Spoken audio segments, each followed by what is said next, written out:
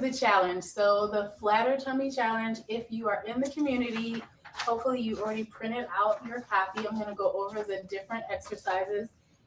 This first week of the challenge, we're working for 5 reps or 5 seconds for each one of the exercises. If you are more experienced exerciser and you want to go for more than 5, then you want to just add 5 to every week of the challenge. So that means this week you would be doing 10 instead of 5.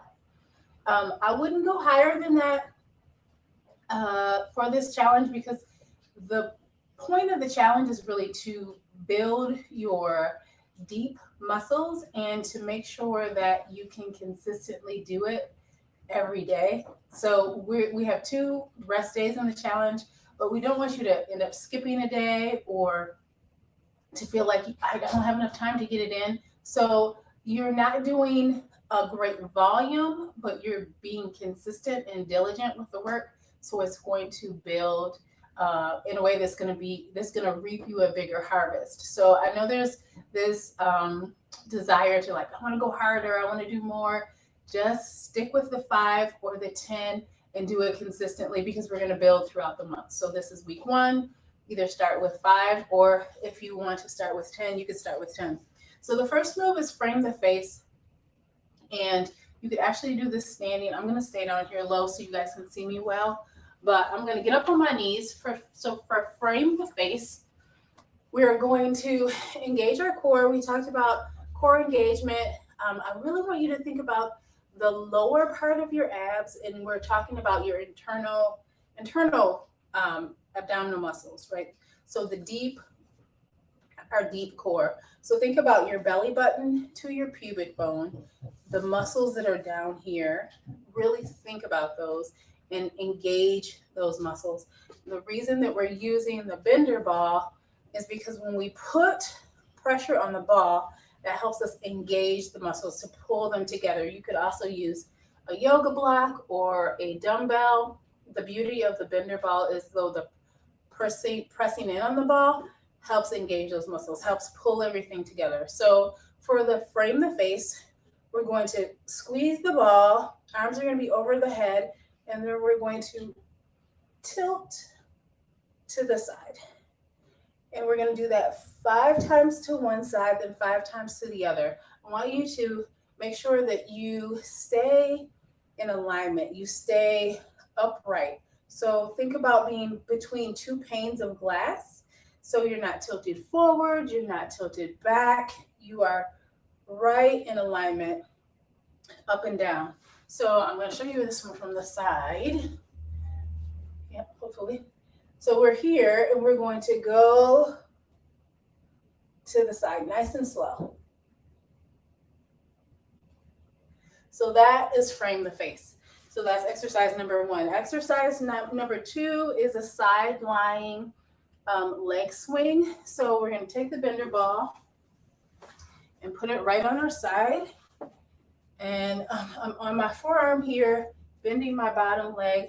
And then with lots of control, we're going to bring the leg forward and then swing back. So I've got my prop here, my beautiful plant here. I'm not going to kick it, but we're going to swing with lots of control all the way forward and all the way back as much as you can. So we're on the bender ball, so we're not wobbly. We're supported, and we can really focus on that hinge in the hip. That in our engagement is what's keeping us from wobbling and moving around. So really just moving at the leg, our gauging our core is what's keeping us stable on this ball. And we're going to go 5 swings on one side, then we're going to flip over and do 5 swings on the other. The third exercise, third 1, 2, 3. So we got 4 exercises. The fourth exercise, third exercise is a forearm plank on the ball. So we are going to be on our forearms. Hands are going to be open, not here. They're going to be here. I'm going to show you guys from the side and then hopefully forward as well. So our chest is going to be on the ball, and that's to make sure that we keep our bottom low. So this is me in this forearm plank on knees. Just is right there on the ball. Then I'm going to bring it up to toes. And I'm going to make sure that I'm putting pressure on the ball so you can see how low I am as opposed to being up here, right? I want to be nice and low. And that's going to engage my core. If you did that, then you know why we're only doing it for 5 seconds. We want to be low, have our body low, not that high TP movement. We want to be low. It gives you a whole different level of engagement in your core in that plank. So that's our fourth, or I'm just adding you guys, I'm adding exercises to that's our third exercise. And then the fourth and final move is a bridge to a knee lift. So on my back, and the bender ball is going to be between my knees. And so first, my feet are going to be flat on the floor, heel to toe. Hands are down at my sides. Make sure you guys can see me. I'm going to lift up and lower down. Again, making sure that I'm keeping my core engaged and squeezing this ball between my knees. So there's lots of work just in that. And then the second part of this move is I am going to lift my feet up and lower down. That's one. So lift, lower, lift, lower. That's the move. Lift, lower, lift, lower. So making sure that I am squeezing the ball, squeezing my abdominals, and keeping everything engaged for the movements. So those are our 4 moves for the challenge. 5 reps on each move, or 5 seconds for the plank. So that is the movement part of the flatter tummy challenge. That's the movement. So if your goal, we talked about this, if my goal is to have a flatter tummy, that is just one of the steps, one of the things that I'm going to do to have a flatter tummy. You can't just do exercises and think that your tummy is going to be flatter. There's also nutrition that needs to be changed to support that, right? So the other things that I'm doing myself, and they have to do with my overall health goals this month, is I'm focusing on reducing my processed carbohydrates for the month. And so that's going to be things like bread and pastries and potato chips and any type of processed carbohydrates. I'm working on reducing or eliminating those for this month. The other things that I'm working on is I'm working on my hydration, making sure I'm getting enough water. I had kind of been slacking on that, working on my sleep. And my last goal, because I still have 3 or 4, reducing my processed carbohydrates, getting 7 hours, that's the goal, 7 hours of sleep, 5 days a week. So again, there's a goal. I have a clear path of what I want to accomplish. Hydration, 90 ounces of water a day is my third goal. And then my fourth goal is to spend 30 minutes outside every day if the temperature is 30 degrees or above. So those are my 4 that I'm working on. 30 minutes outside if the temperature is 30 degrees or above, 90 ounces of water, 7 hours of sleep, at least 5 days a week. And what was the other one? I wrote them down, but I didn't write them down to tell you guys. And reducing my processed carbohydrates. So those are the goals. I'm really clear on what I want to achieve.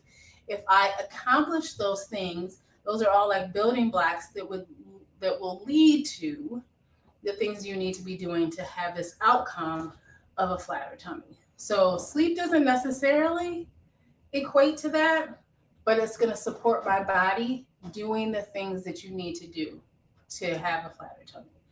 Like water, like you can't drink water and expect the outcome to be a flatter tummy, but having enough water is one of the things that support the outcome of a flatter tummy.